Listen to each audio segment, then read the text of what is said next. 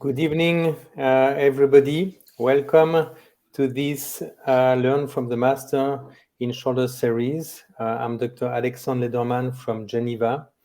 Welcome to this session that is accredited. It means that I need to share my screen and to expose my conflict of interest. So I have some conflict of interest. However, none of them is relevant regarding this presentation.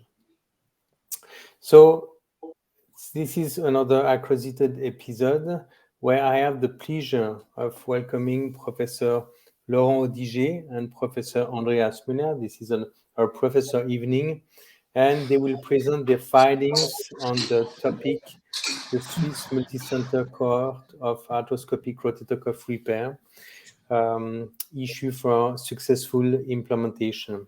I asked them to present this for a lot of reasons. First of all, I am part of this project, and what they did is absolutely fascinating. And creating quite a small group of surgeons, they succeeded to collect thousands of data that will result in many studies. And I did it for myself, and it took me recently a little bit more than 1 year to finish my database. And thanks to just my database, I succeeded to launch 7 studies with previous fellows. That is quite huge. So I think that this kind of database is really gold. So they will present this database. You have to know that Professor Audigé is head of the research group of upper extremity and hand surgery at the Schultes Clinic in Zurich. He is also professor in Basel, and Professor Andy Müller is the chief physician and the team leader of the shoulder and elbow orthopedic department at the University of Basel. Before I hang over, I would like to remind you to submit your questions, and we will try to address as many of them as possible during the half-an-hour discussion that will follow. Laurent, Andy, welcome. Thank you. Thank you. So thank you, Alex, for the kind introduction, and welcome everyone to this online session. Actually, we feel very proud to present our multicenter cohort trial on the actually outcome of the arthroscopic rotator cuff repair. And you have to know, for Laurent and me, it's a kind of lifetime project. We started to think about this project in about 2014, I guess, and then we started the grant writing. We had several frustrations, rejections to overcome, but finally in 2020 we could start the recruitment. Unfortunately, right at the time when the first COVID wave struck Switzerland and the rest of Europe. So we had to, again, a difficulty to overcome, but despite all these problems, we finally managed to enroll a substantial amount of patients. So overall, 973 patients that underwent an arthroscopic rotator cuff repair in Switzerland and in Berlin. And we could follow them for 2 years. And I just have to tell you, I can assure you that these projects did not just happen. As I told you, we had several setbacks and we learned, but we also learned quite a lot from these setbacks. And we would like to share actually what we could actually learn from all this, and to help you and to give you some ideas what you have to do if you would like to run a similar project. So, but what was actually the motivation to do this multicenter study? So, when you look at the media, you will see more and more of these articles, where they say, well, what you do in orthopedic surgery has no value, it's not effective. So we actually, as orthopedic surgeons, are exposed to an increased pressure to show that what we do is effective for our patients. And at the same time, when we propose a treatment to our patients, we have to inform them about the risks and benefits.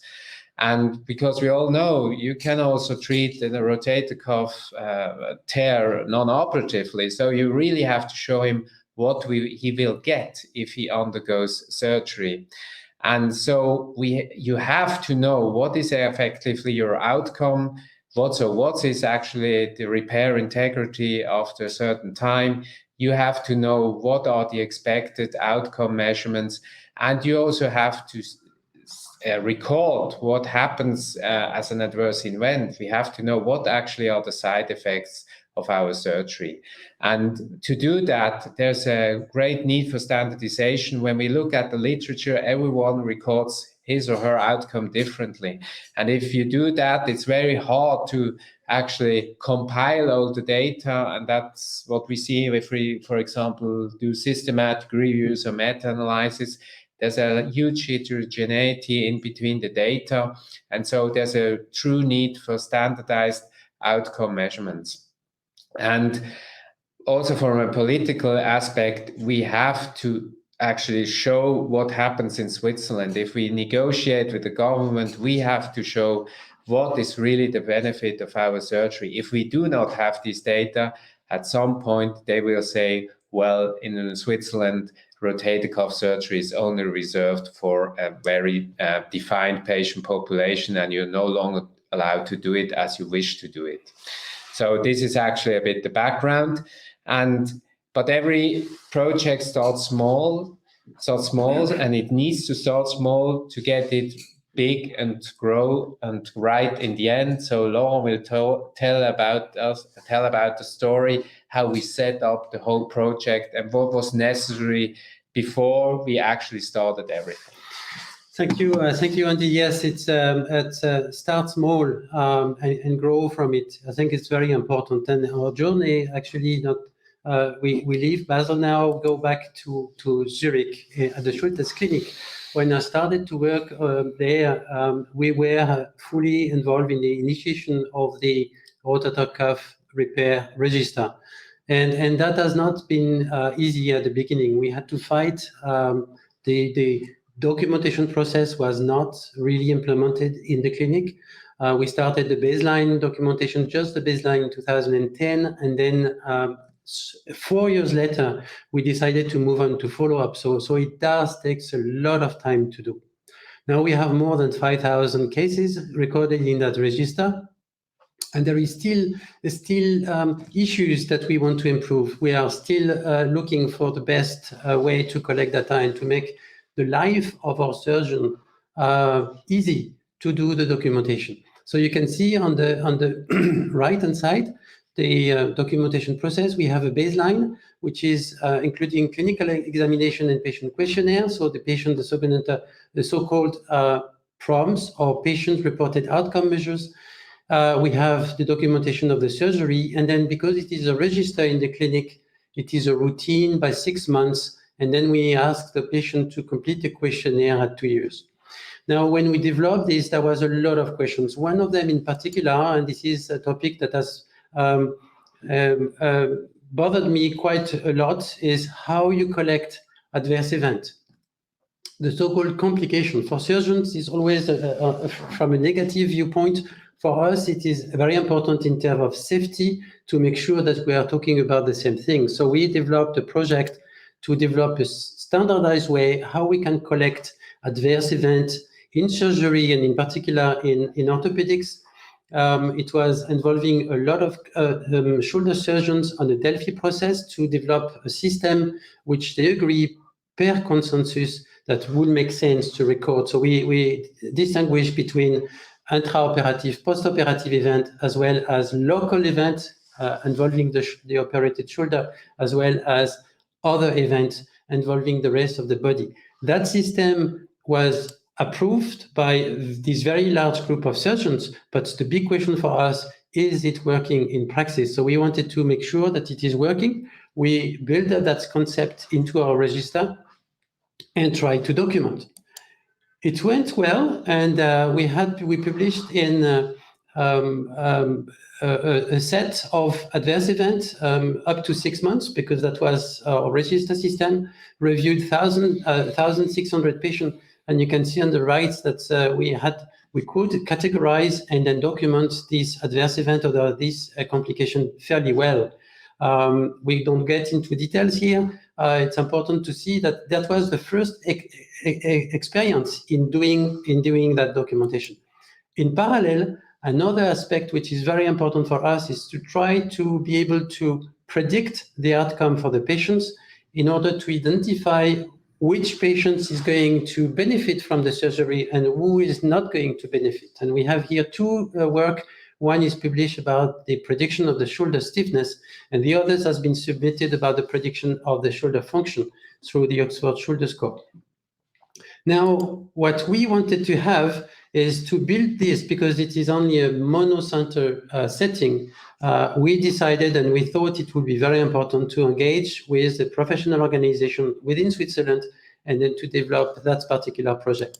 So we are very fortunate to gain a grant from the Swiss National Science Foundation in 2020.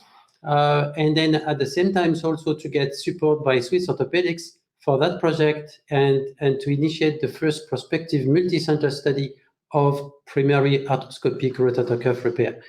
This is the cockpit that we have, 19 sites, 147 project collaborators and partners. So there is a lot of people who are involved.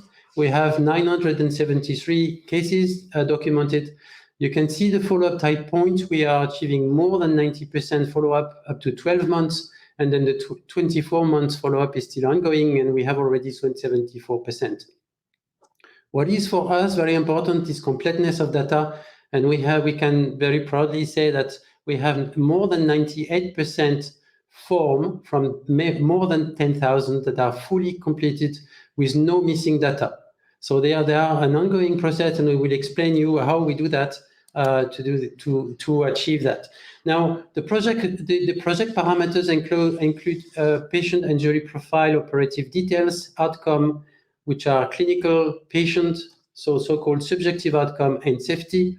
And ultimately, we want to have a good representative data for Switzerland. We want to be able to identify the risk factor and then to make individual predictions for patients. So this is the cockpit. You may wonder how we can achieve that so far, and I will give the podium to Andy. He will get more details about the project. Yeah, I think it's also worthwhile to somehow outline a bit more the inclusion and exclusion criteria. So what kind of patients were effectively enrolled in our cohort? So we actually enrolled patients with partial and full thickness rotator cuff tears that were scheduled for a primary arthroscopic repair. And what is important, we also included patients that only underwent a partial repair. So if you had irreparable tear or partially irreparable tear, and that patient underwent arthroscopic rotator cuff repair, a partial repair, it was also included. And the exclusion criteria were patients that underwent revision surgeries and mini open repairs, or if they underwent, when they had an irreparable tear, when they underwent a procedure other than an arthroscopic partial repair, like a tendon transfer, etc. And what was actually our main goal? The main goal was actually to establish a prediction models, as Laura already said. So prediction is most important. We would like to deliver data that will then allow us to tell the patient before the surgery what is his expected outcome. And the primary outcome in prediction was actually the subjective shoulder function as measured by the Oxford Shoulder Score at 6 and 24 months. And also shoulder stiffness measured at 6 months as an adverse event that might occur, so that we are able to predict what kind of patient might have a stiff shoulder at 6 months. There were also multiple other secondary outcomes which are integrated in sub-projects. We will show that there's about 45 other projects already running. So we would, of course, like to know what is the repair integrity at 12 months, we would like to show what is the pain level, the quality of life, and the patient satisfaction, and what is also important, what is the rate of return to work within our patient population, because this is a very important socioeconomic outcome, and this is also continuously registered in our patient cohort. And at the same time, we would like to see how safe is the surgery. So we document adverse event at every time point, and we would really like to see how representative is really our patient cohort. We would also like to know, is there a substantial variability in between the centers? Is center A or B in Switzerland truly the same? Because this has a political issue, because when they start to compare hospitals regarding their outcome, we would like to know, is hospital A and B really truly the same? And if it's not, then we can show the government that such direct comparisons that are based just on one simple parameter are not valid. So as Laurent already said, it's a really multi-center approach within 18 sites in Switzerland. You see that these are very heterogeneous sites that have participated in the study. So there are actually sites in urban and rural areas. There are public and private hospitals that contribute. And these are these 18 sites within Switzerland, and we have one center from Germany, from Berlin, that also contributed a lot to this study. Every enrolled patient actually underwent the same documentation process, which was quite extensive, and there was a lot of work for the centers that participated. So the baseline assessment was the most extensive one. So every patient underwent a complete shoulder exam. We recorded the subjective and objective shoulder function, but we also assessed for psychological parameters like anxiety, quality, and socioeconomic parameters like working status, etc. And then when they underwent surgery, then at the time at hospitalization, we only recorded what was done during the surgery. So we had one form that just documented in detail what kind of technique was used to repair the tear. And then at 6 weeks, we recorded retrospectively the duration of immobilization and the manner of immobilization. So was it immobilized in neutral position or in slight abduction? How long was it done? That was recorded. And then at 6, 12, and 24, 6 and 12 months, there was again the measurement of the objective and subjective shoulder function. And at 12 months, we added an ultrasound assessment to check for the integrity of the rotator cuff repair. And in a subset of 300 patients, we also performed an additional ultrasound, MRI, to actually also cross-validate the capacity of the ultrasound to check for the integrity of the cuff. And at every time point, we always recorded adverse events. So if anything happened to the patient, of course, this was recorded in the patient forms. And so on that 24 months follow-up, we could not actually assess for the objective shoulder function, so we just recorded the subjective function using the Oxford Shoulder Score. So how can you assure that you can really collect this data, that the sites really do their job? And we will actually put a lot of effort at the beginning in thinking how we create a sort of win-win situation for every site to participate.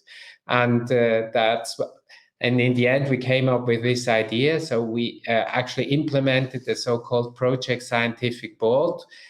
So we welcomed every PI to become a member of each center, to become a member of this board.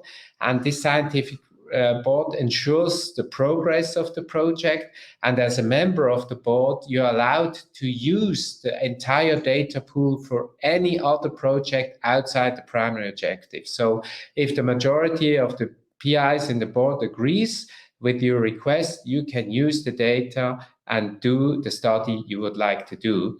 And I think that's really kept the motivation of each site high to recruit patients and to provide high quality of the data. But that's not all of it. You also need a team that does the main work. So you need a team. So yeah, that was a big part of it.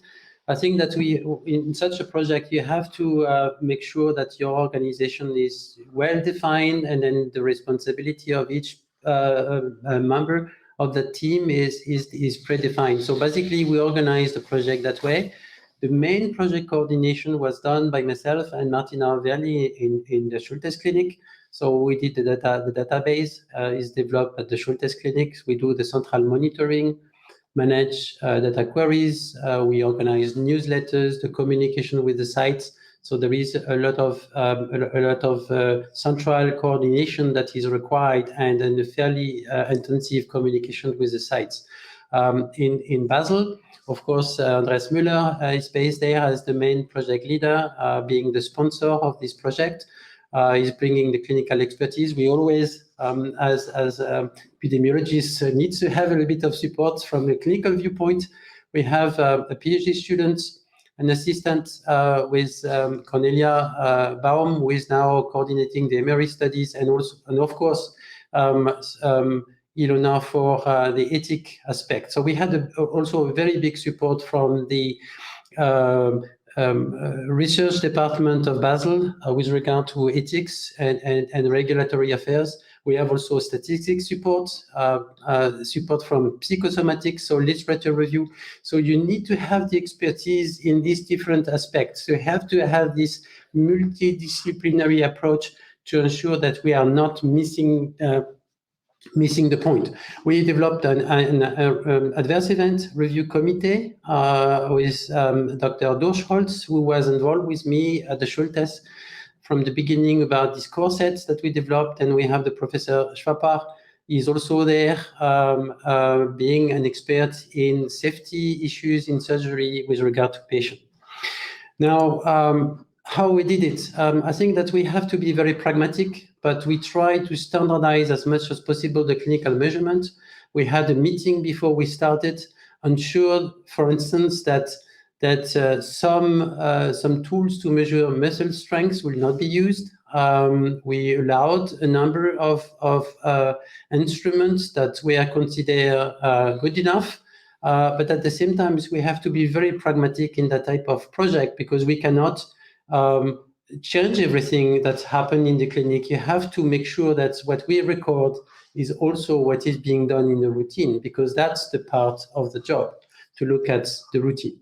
In particular, for the ultrasound examination, we had the support of Giorgio Tamborini here in Basel, an expert in ultrasound examination, who helped us very much develop a form that would be standardized across all the clinic for future examination using ultrasound. And then last, in Balgrist, a very good support. They help us to also to develop video instructions, like how you measure the consent score. So these videos were put online for all our surgeons to look at before we started. The database is based on REDCap. For those who know that system, it's a very powerful electronic data capture system. You can see the grid, which mimic the data collection that was presented just before. We had patient questionnaire in 4 languages for the patients: German, French, Italian, and English. And then you can, for those who know that system, it is a very good tool to support a project like this one. We have data access group for sites. The sites can access, they see only their own patient. It is protected with regard to data security with password. It is a very structured database with repeated events for the adverse events. There is a lot of branching logic and tools that allows us to send patient online questionnaire, and also to manage the query management online. So that is very, very powerful. We have a central monitoring, as explained in Schultes Clinic, look at the recruitment statistics, the completion of examination and follow-up, the missing data reports, and also consistency checks, which is managed through data query generation. And then you can see the team that we have here above at the Schultes. We have on-site, off-site visits from Basel. It's coordinated in Basel with the standard initiation, monitoring visits, and closure visits. The closure visits now are being started. And then we have a very systematic communication process. The channel is the following. We have weekly emails to each site with patient listing. We have 2 to 4 weekly newsflash for issues that relate to all staff members, and the biannual newsletters, which inform about the project progress and a little bit of statistics just to keep the interest and the motivation. I show on that slide an example of a listing that the sites will receive. So you can see for the operation, the follow-up, what was done. So when you see a list like that, all green, it's very good. When you look at the 2 years with a little bit of red, then I would probably just squeeze a little bit the PI on site and ask them why, to make sure that they are keeping their documentation on time. And then below, an example of a form which shows missing values. So we look at, these are the 2 red cells that identify missing values, and they can actually look, check on the link on the left side to access the database directly. So they receive that every week. We have the project newsletters to the staff in English, over 2 pages.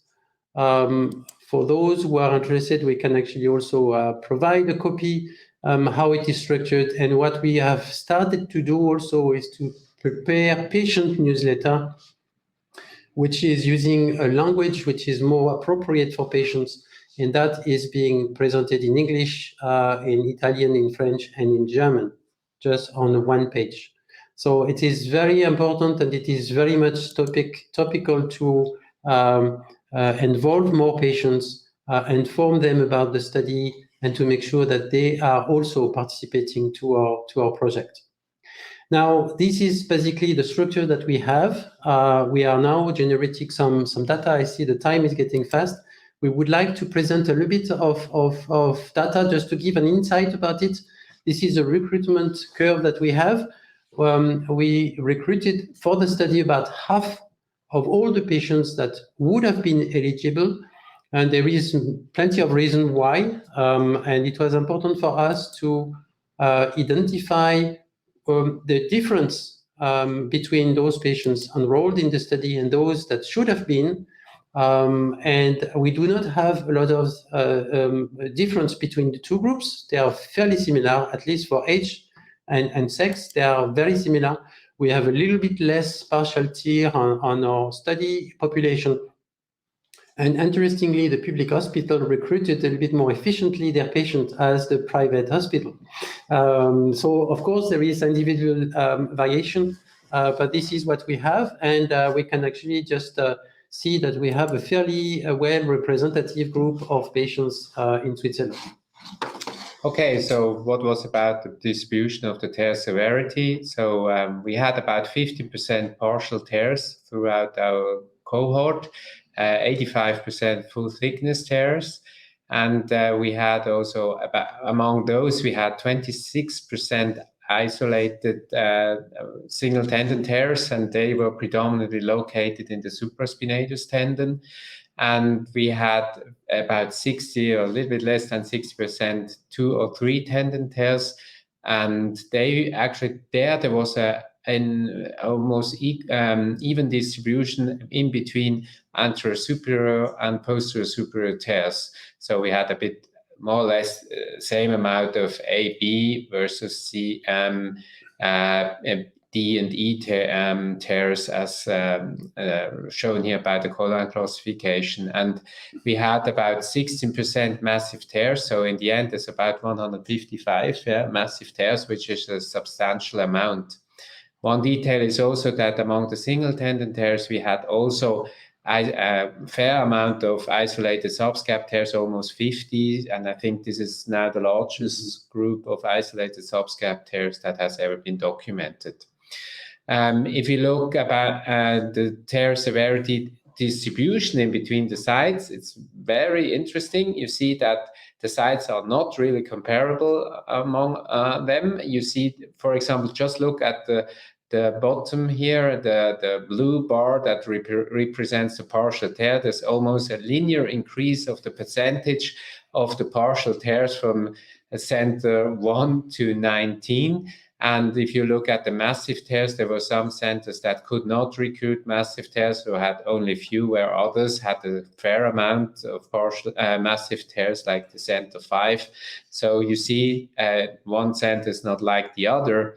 The same is true for the etiology of the tears. So we documented, is it more traumatic, or is it completely traumatic, or is it completely degenerative? And we see within the cohort almost even distribution about within these different etiologies. But if you look at the centers, there's again a wide distribution. You see some centers actually recruited predominantly, like the center 19 here, pure traumatic tears, whereas others only had very, very few of them. So then you may say, okay, I think then it really matters. Does it really matter if you have more traumatic or more degenerative tears? We already started the first analysis in this comparative study, where we compared the outcome of the traumatic tears in comparison to the degenerative tears. And we actually expected that the traumatics would do much better than the degenerative tears. But if we looked at our data, it was surprising that the difference was not so big. So there was a small difference, which was significant in the Oxford Shoulder Score, but if it really matters to the patient, it's questionable. And also all the other outcomes and adverse events, for example, were not really different in between the two groups. And what was also a bit, striking was that 7.5% of our patients had an unchanged or worse function at the final outcome. So this shows that it's really necessary to establish these prediction models so that we can better counsel our patients.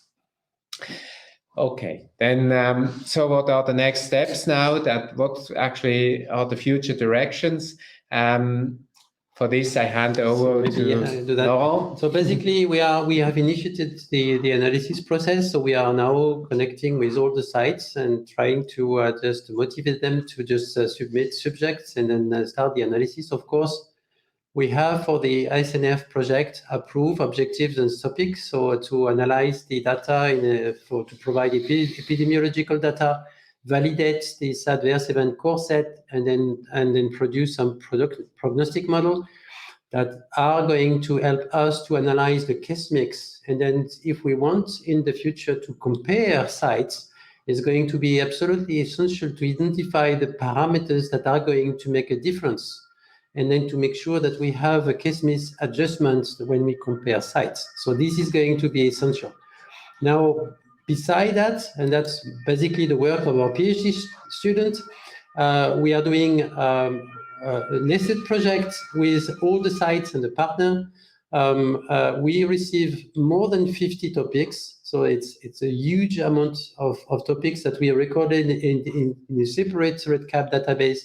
And our view is to share this publication and this analysis between sites to make sure that everyone is involved, and that the board is also involved in the discussion and the way the data is analyzed and interpreted. So this is the way we do that, and we have recognized that, and we see that increased definitely the motivation to take part and also to collect the data. So we are now starting publication for scientific articles. We are submitting to congresses. We are making seminars, webinars like this one. We went once to the media on TV. And we have developed also a project website. You can actually just access that website through the links that we provide here on the right side. Now, retrospective or within the project, we are still working on it, but we already identify some do and do not. And we would like actually just to give you a little bit of thought about that. First, we have to foster interdisciplinary collaboration with adequate expertise in a project like that one. So you have to have clinicians, epidemiologists, research staff, statisticians, data scientists. Surgeons cannot run a project like this alone, and also epidemiologists also not alone. So it's really a teamwork. The second one is the engagement with a professional organization like Swiss Orthopedics has been, I think, decisive. And the Schulter expert group has been extremely responsive and interested to be part of it. The second one is Multicenter. You have seen how the sites are different. If we want to have Swiss data, if we want to publish valid data for a large population, monocenter is not going to tell you that the result is valid for your center. So it's a little bit of a provocative statement, but we will gain a lot if we perform multi-center studies in the future. Secure the resources, the personnel, and your funding before you start. We were fortunate with SNF and Swiss Orthopedics. We had also SUVA, and both sites, both main center, Basel, but also the Schultes Clinic has invested a lot of time in supporting that project. You need a clear organization structure. That's we said that at the beginning. You have to have a central organization unit that is going to coordinate that project. In most of the sites, it is not possible. It's not, the resources are not there. I think the Schultes Clinic has the huge benefit to have a very large research group that could do that. But nonetheless, on each site, we do need to have a trained and a motivated local project coordinator. They are all doing an extraordinary job. And where we have seen changes, where the change has not been followed very well, the data quality has dropped immediately. Now, be clear on expectation, be responsive on issues. I think that we try to be extremely fast in responding to queries. You need to be pragmatic. And what we would like to have in the future is more patient and public involvement, because it is a requirement. Now, there is also some don'ts, should not do, and I leave it to Andreas. Yeah, so don't choose a site where you don't have the infrastructure to perform the study. I mean, if you would like to participate, you need to have a study nurse, you need to have a trained local coordinator who has a GCP's course, etc. If this is not provided, it's never going to happen. Then do not expect quality without intensive cooperation and monitoring. And this is really thanks to Laurent that everything really happens how it should happen, because he sends emails nearly every week to the sites asking for data. Without an excessive data monitoring, you will never reach your goals. Then don't start until you're ready. That's something we also had to learn, even though we invested more than 3 years in the preparation of this project. And in the end, we were a bit even happy that COVID struck us, because we had another 6 months to get prepared, and we really need it. So it's you naturally underestimate the effort you have to invest at the beginning of your project. And don't assume that it will run well. So you always have to be a bit suspicious. Prepared to adapt. And prepared, and always check if everything is proceeding how you would like to have it proceeded. And then don't make it too complicated when you create the forms and the files. Then please don't create, for example, a file for interoperative data which is too extensive. The completion of such a form should not take more than 2 minutes, otherwise it will not be filled in. Not work. Yeah, and don't be exclusive. Be an very welcome everyone in a project board as we did that, and integrate everyone and allow everyone to participate from the data. And in the end, don't be too hard on us surgeons because sometimes we do not respond to queries on time, and we are all very busy, and you should also respect that in the end. So don't be too strict with them. So in the end, we just wanted to say, okay, where we are going from now. We thought now we have learned a lot from this study, and this experiences should allow us to somehow expand it to other orthopedic and shoulder topics. So now in Basel, we are planning to create more of these large databases where we collect real-world evidence that will allow us to create predictive models also for other procedures in shoulder surgery, but also on other topics in orthopedics. And so we have actually now founded or established the Surgical Outcome Research Center in Basel.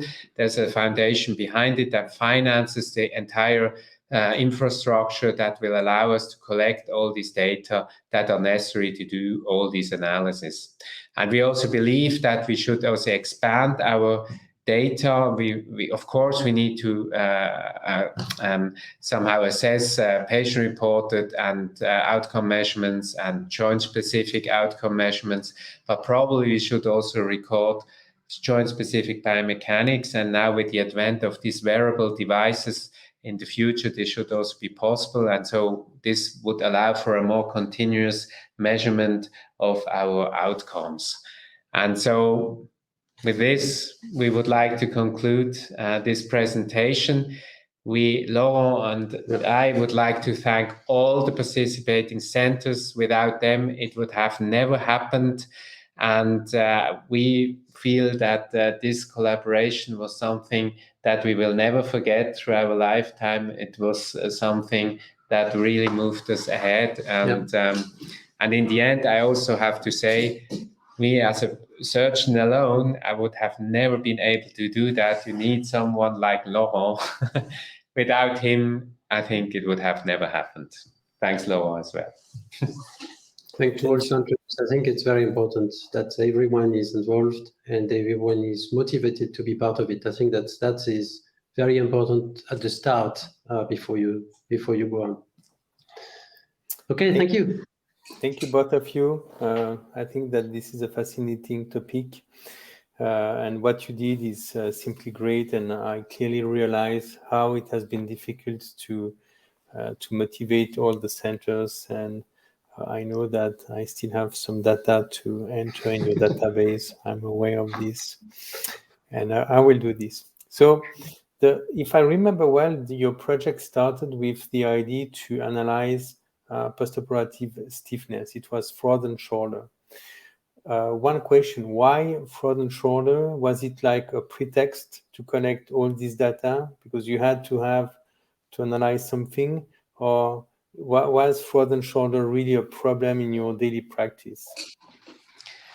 It's a good question. Yeah, probably you answered it already in part. Yeah, so we actually at the beginning we really wanted to actually create a prediction model for adverse event. And if you look at the adverse event, I mean, we do not have many infections, for example, you know, but what we have sometimes is persistent pain and let's say a delayed improvement of function, which then also affect, you know, the capacity, for example, to return to work. And so we had to select one outcome, which we knew that this is going to happen.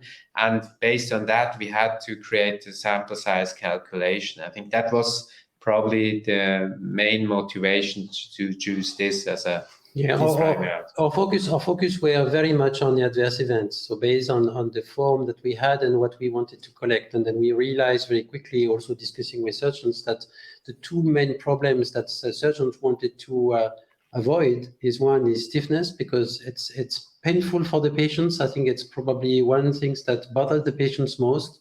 And then the second one is the tear, is to repair integrity, because if you repair a tendon, you want to see it heal, and then there is still a large proportion of tendon which do not heal. So the question was, for us, were the two main issues with regard to rotator cuff where we could put our focus on.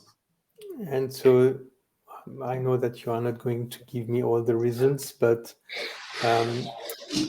is fraud and shoulder an important complication, at least in Switzerland? It is probably not. We had an initial estimation about 10%. I think that Alex, we had a discussion about that. Our initial data tend to show that it is a little bit less than that. It's probably 7%. It's more 7 or 8%. Yeah. But you know, we are, as you know, it's not very well defined. So we have to fight, and we have to find our own definition. So there has been some discussion about how we should define it.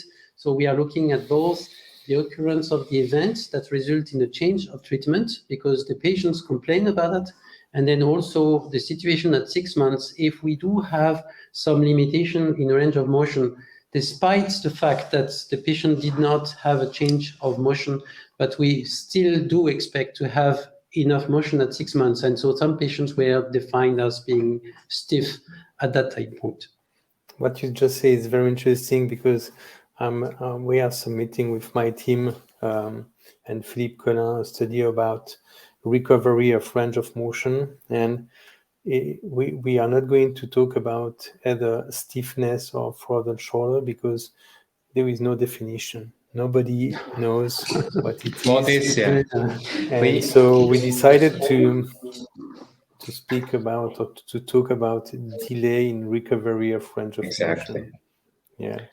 It's probably more the precise term for what we actually based our sample size calculation on. Yeah. I have a question. If a group is listening to this presentation and would like to start a similar project, and I don't know if you're allowed to answer this question, but how much does it cost? In terms of time. A lot of time. Money. Yeah. Money. So basically, we got 500,000 from Swiss Orthopedics, from National Fund, which cover a PhD student, some statistical support, as well as to pay for the sites. But we have to recognize that the motivation of the sites to be part of it is not financial. They get a little bit of money. I think that Alex, you might probably confirm that you get a little bit of money for completely documented cases, but at the end, it doesn't pay for your time. Yeah. So there is definitely a price that the sites are putting in because they feel part of a project, they feel part of a group, they want to do research and they want to contribute. So I think that is the most important situation. We have Swiss Orthopedics contributed to that money for the sites because the 500,000 from SNF was not sufficient. And then the SUVA is supporting the MRI. If we add, if we don't pay, if we have to pay for what is not routine in the clinic, the cost is getting extremely high. Yeah, in the end, we will end up by 1 million in the end. Yeah. It will in the end be 1 million. Plus the time of Basel to pay for our time, plus the time of the Schultes Clinic to pay for research groups and the database. RedCap doesn't cost anything, or it does the time to use it. As you know, the license are for non-profit. So you need to have a setting and then to have the support of your own institution to run this type of project. So to summarize, it will cost almost altogether 1 million for a study or to create this unbelievable registry that will cover something like 3 years. And now, if you want to continue, what do you expect?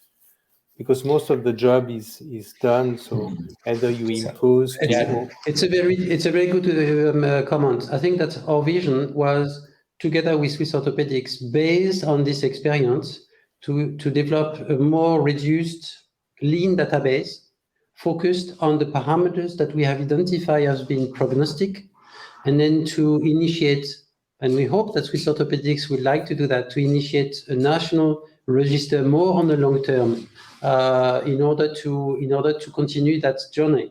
But the system, the database at the moment is extremely detailed. So I don't think it's going to be manageable in the long run. But if we have a very lean system focused on the parameters that are important, I think it could work. Yeah, and I think then if you have the centers that are motivated and there's a scientific interest in the center, then probably the extra amount you have to pay is very low. I think that's something. And if you have centers that have their infrastructure, of course, probably a slight reimbursement for study nurses is required. But I'm pretty sure that the continuation of such a project will be not more than 10% than of the initial costs. Yeah. Okay. And do you think that it will be in the future possible to stimulate more the patient to provide subjective data in order to decrease the load of work of the surgeon?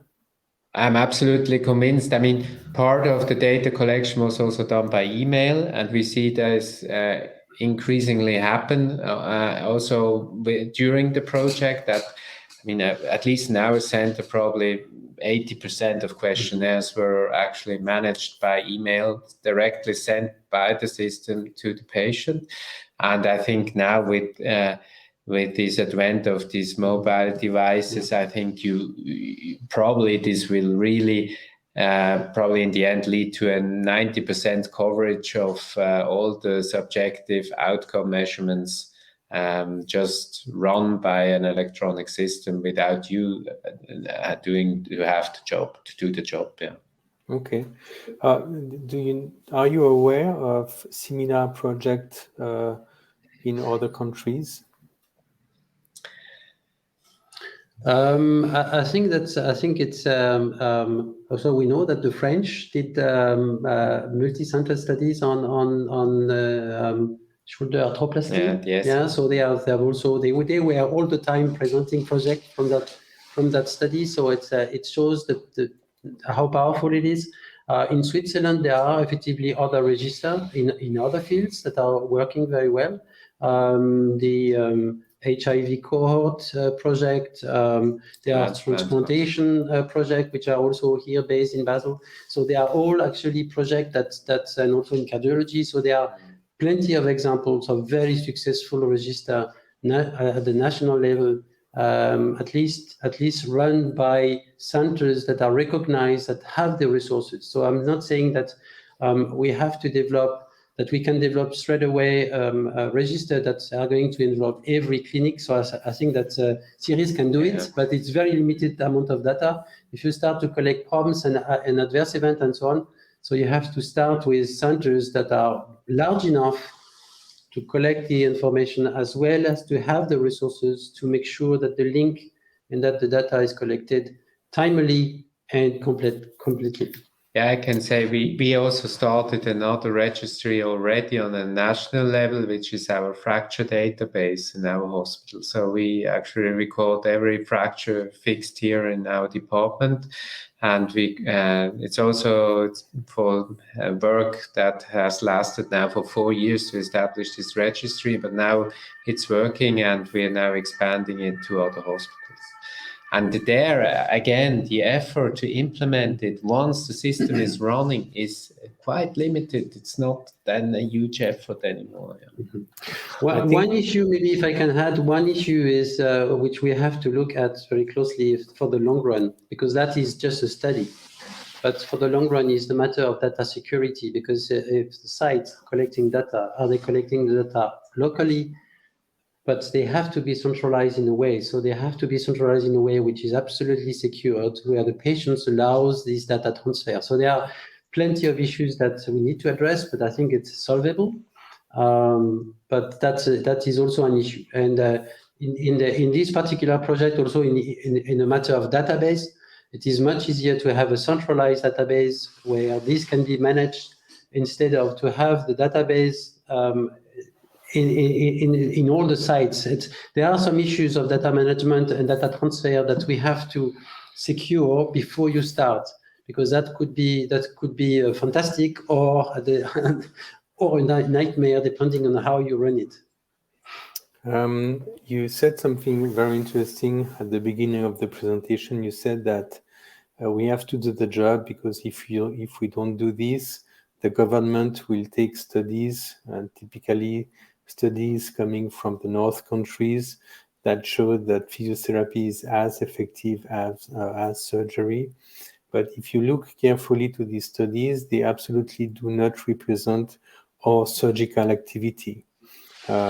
We never in Switzerland operate a patient of more than 65 years old that has an isolated supraspinatus with pain since 3 months. I mean, it does not exist. And based on this study that has been published, the government is saying, okay, they are not saying, they are extrapolating to the whole to the whole community, and this is absolutely wrong. So this kind of database is really precious to avoid this really bad generalization, I think.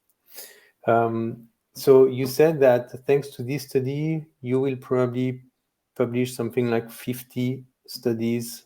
The goal is around 50 studies on PubMed. Is it correct? We are going to publish with you. Yeah, all together. Not alone. And step by step. Yeah. I think that if we I mean, with Swiss National Fund, they are very much, and also in Basel, the publications are being pushed to be open access. So it's going to be available to everyone. So that's one very important point. So we publish open access. The second aspect is, from these 50 lists, some we are consolidating the topics. Some are a little bit overlap. Yeah. So we are not. It's not a salami technique where you publish as much as possible. We want to have some key publications that are going to have an impact, and so we are working with the sites step by step to address these publications. If we already publish half of what is being listed, it's going to be a huge success. So it's something that we would like to have, and we already approached the sites, and some of the analyses have been done already. But the truth is also, the more we think about the data, the more projects come to our mind. I would not actually predict already now the number of publications that will effectively be done in the future. Yeah. Anyway, that's huge. So we have questions on the chat. You already partially answered the question. You know Moita is coming from Basel, very active. So Murray is saying, well done, amazing effort. Any plan for creating a national registry for ARCR, maybe using a smaller amount of data? I think you answered the question. We need to find the data, because your registry cannot be compared to, for example, the Australian registry, where they only actually analyze the failure, the revision, and so on. And your data is completely different, because you have clinical data that is missing in the Australian one. So exactly, it's going to be fascinating. Another question from Guillermo Sanchez.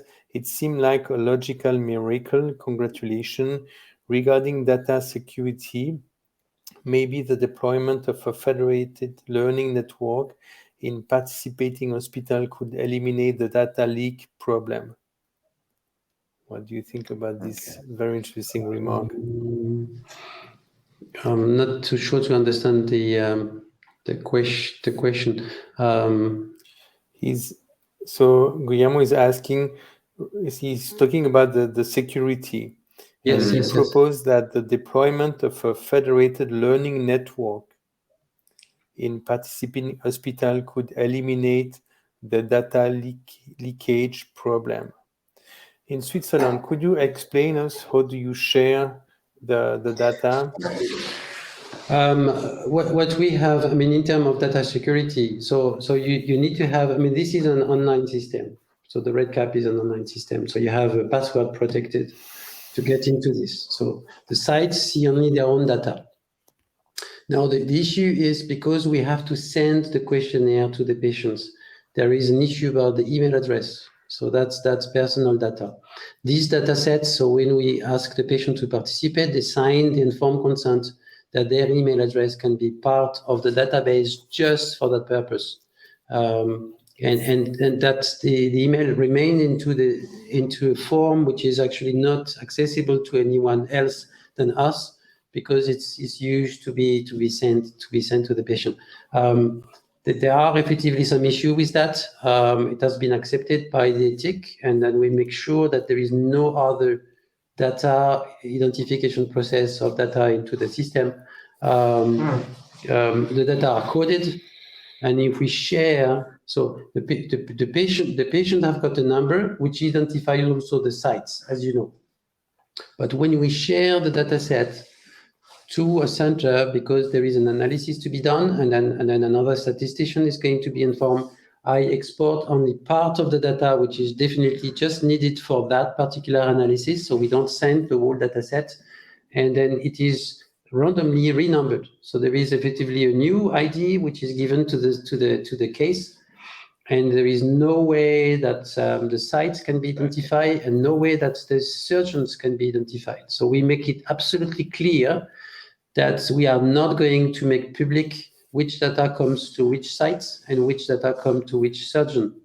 I think that is a very critical point that we should not be sure about that. Yeah. One thing that should be also established in the future is that probably you need to have more of these red cap servers distributed in Switzerland. You know, that probably Not some only sites share one server where they collect all the data, where they can see the data, and then from there export it to a central server with all the anonymized data. So I think that's something that also needs to be considered probably in the future. In many systems like that, you have two different settings. You have a server for the data, which is being analyzed, and you have a server for patient identifications, and there is no way that you are going to be accessible to the identification of the patients. So these are, but for us, the information about the patient name, except the email address, that's the only point, remain within the centers. And this is almost the same process for images. Yeah.